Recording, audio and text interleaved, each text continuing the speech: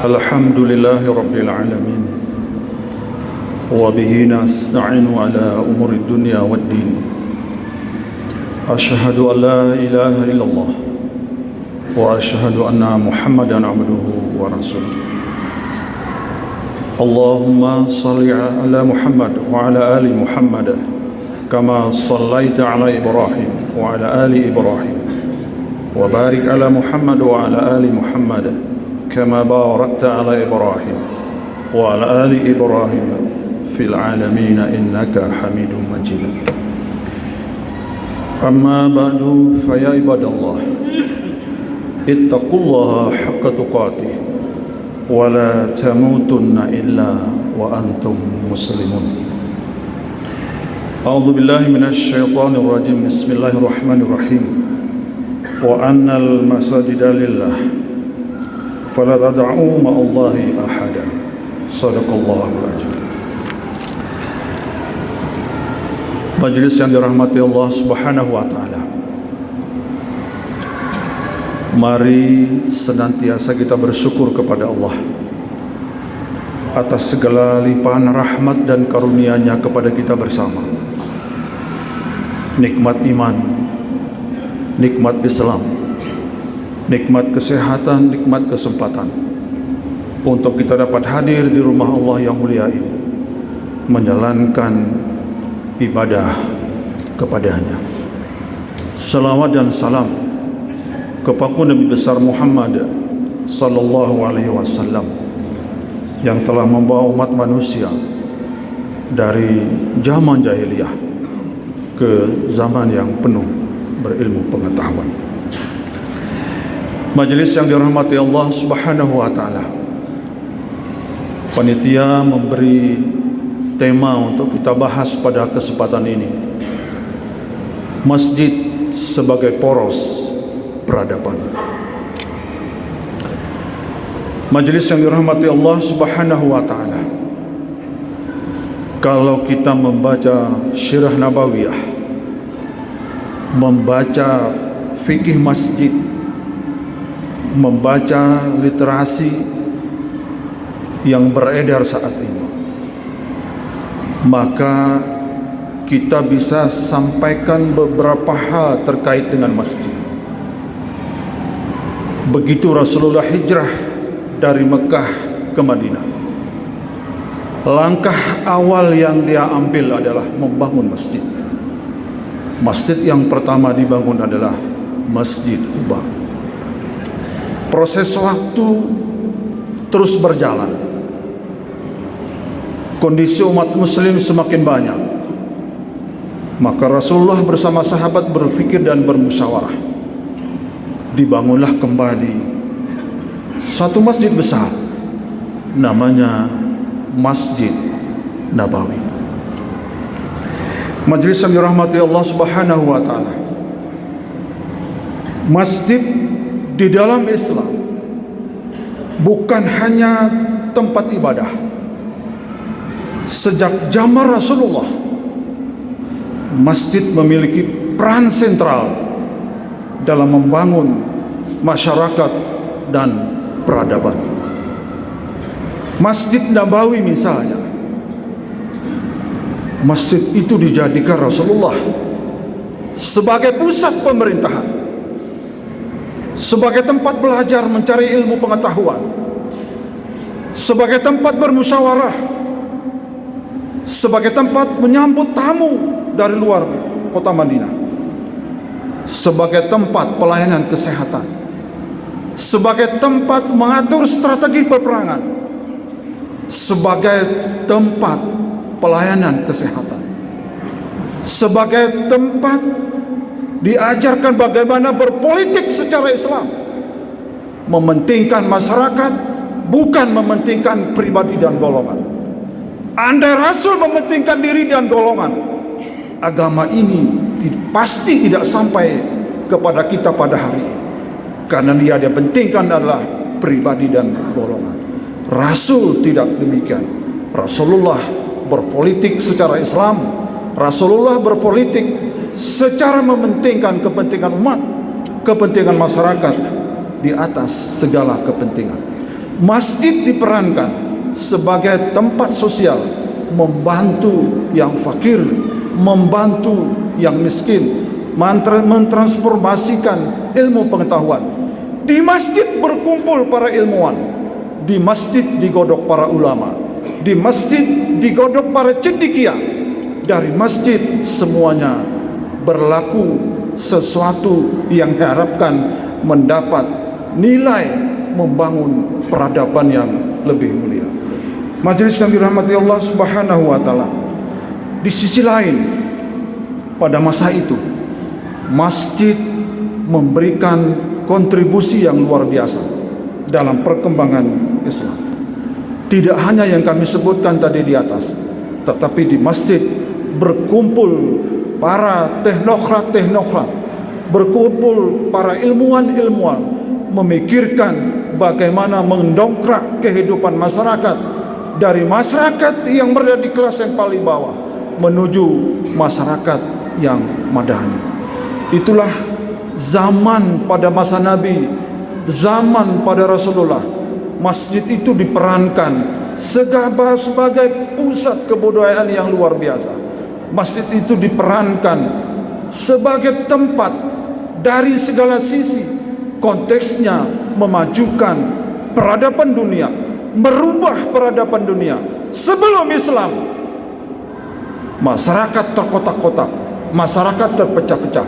Dari masjid disampaikan, dari masjid disatukan umat yang menyatukan dirinya dalam konteks iman dan Islam.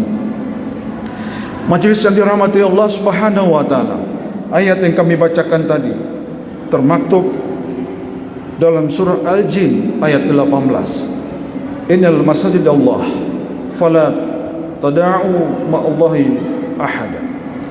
Sesungguhnya masjid-masjid itu adalah milik Allah, maka jangan kamu menyembah di dalamnya selain kepada Allah. Majelis yang dirahmati Allah Subhanahu wa taala, konteks hari ini kita hanya bisa membaca dan melihat literasi yang beredar. Hari ini kita pada posisi berlomba-lomba membangun masjid. Hari ini posisi kita sebagian besar masjid hanya ada salat 5 waktu untuk peran ibadah. Bahkan ada masjid yang dibangun hanya ada waktu salat maghrib, isya dan subuh.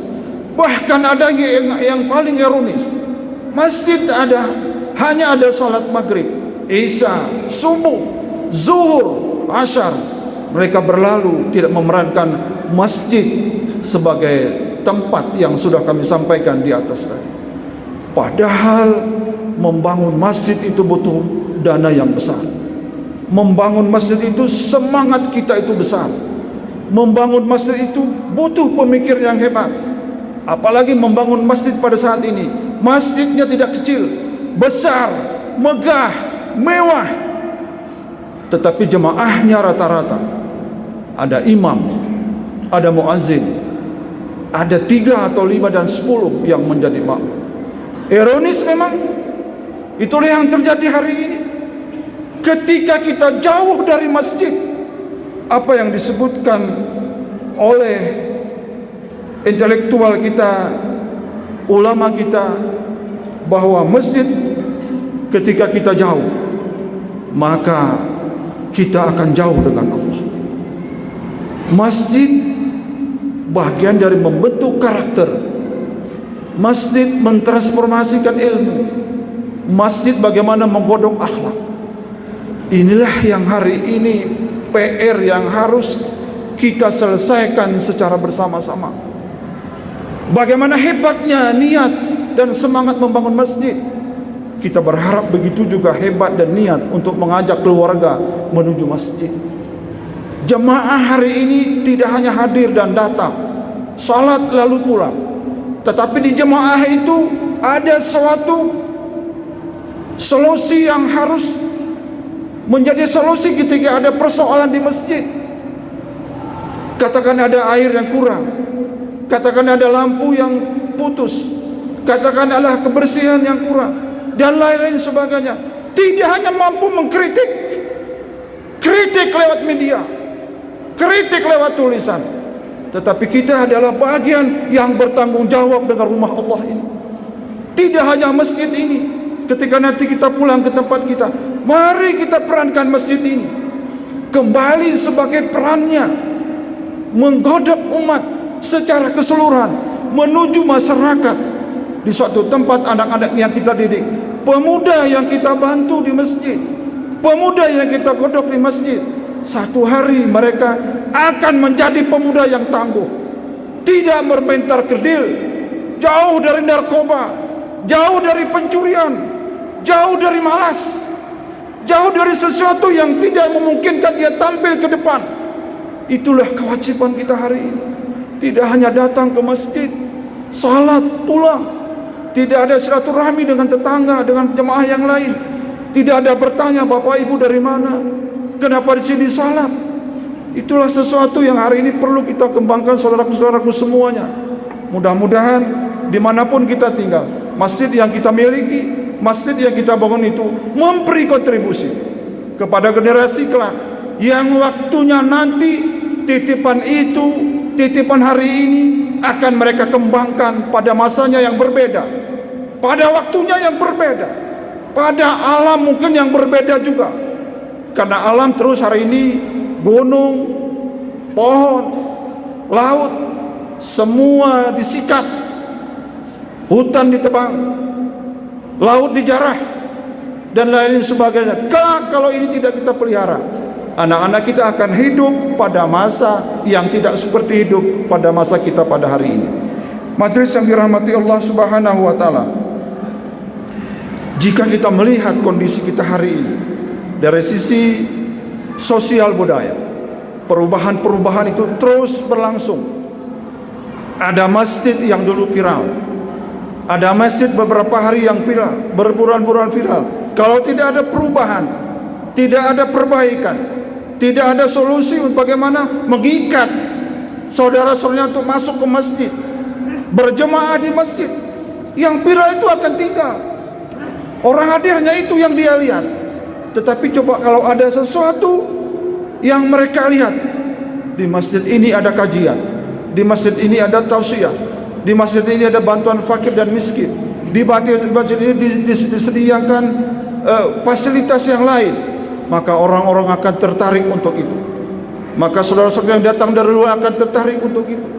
Mudah-mudahan masjid yang menjadi poros peradaban, masjid yang menjadi alternatif perubahan, dari bodoh menjadi intelektual, dari berilmu menjadi berilmu pengetahuan, dari yang tidak ada bahasa dan kata yang selama ini terlontar begitu saja, maka ketika masuk ke masjid kita berniat iktikaf, maka Allah akan menggandengkan pahala.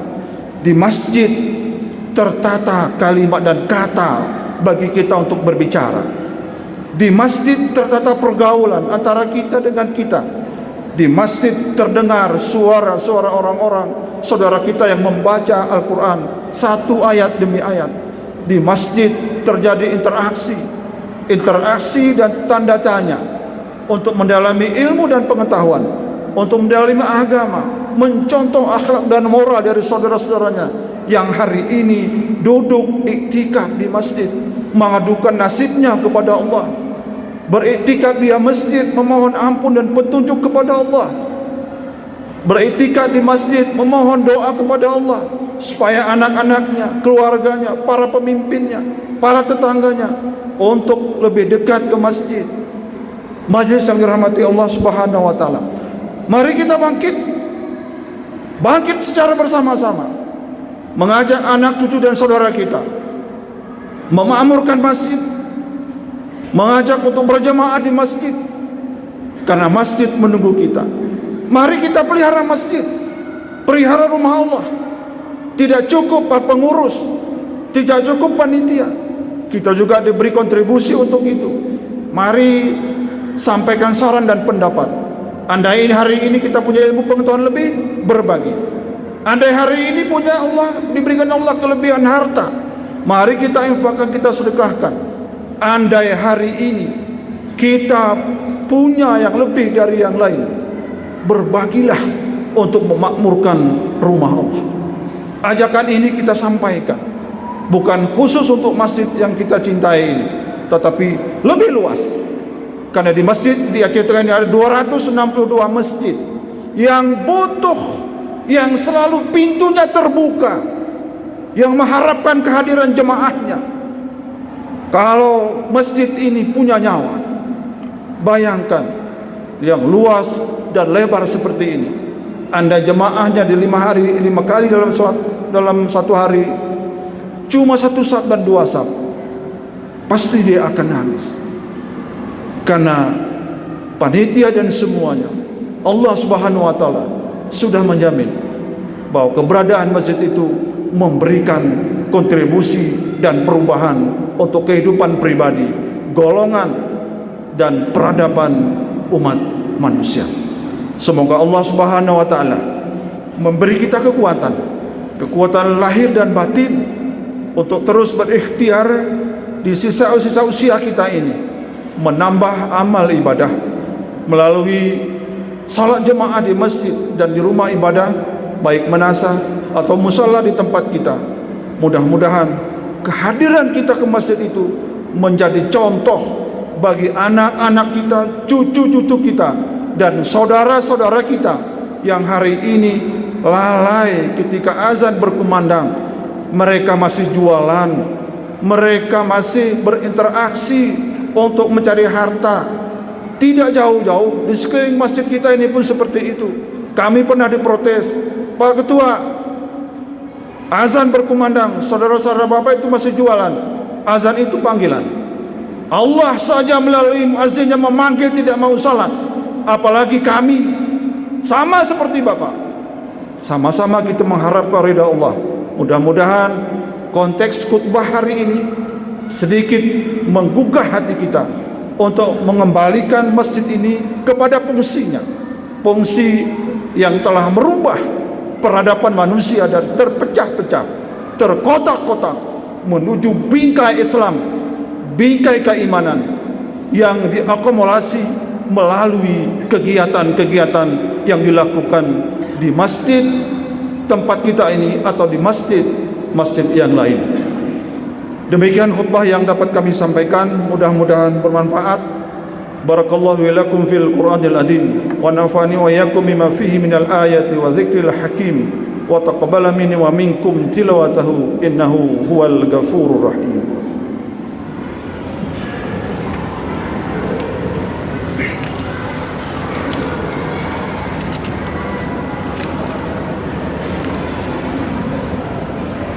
Alhamdulillahilladzi hadana li hadza wa ma kunna linahtadiya laula an hadanallah. Asyhadu an la ilaha illallah wahdahu la syarika lah wa asyhadu anna Muhammadan abduhu wa rasuluh. Allahumma shalli ala Muhammad wa ala ali wa sahbihi ajmain. Amma ba'du, fa ya ibadallah, ittaqullaha haqqa tuqatih wala tamutunna illa wa antum muslimun. Bismillahirrahmanirrahim. Wal 'asr innal insana lafi khusr illa alladhina amanu wa 'amilus salihati wa tawasaw bil haqq wa tawasaw bis sabr. Innallaha wa malaikatahu yusalluna 'alan nabi ya ayyuhalladhina amanu sallu 'alaihi wa sallimu taslima. Allahumma ighfir lil muslimina wal muslimat wal mu'minina wal mu'minat al-ahya'i minhum wal amwat innaka sami'un qaribun mujibud da'wat wa ya qadiyal hajat. Rabbana la tuzigh qulubana ba'da idh hadaitana wa hab lana min ladunka rahmah innaka antal wahhab. Rabbana atina fid dunya hasanah wa fil akhirati hasanah wa qina adzabannar wa la dzikrullahi akbar. Aqimis shalah.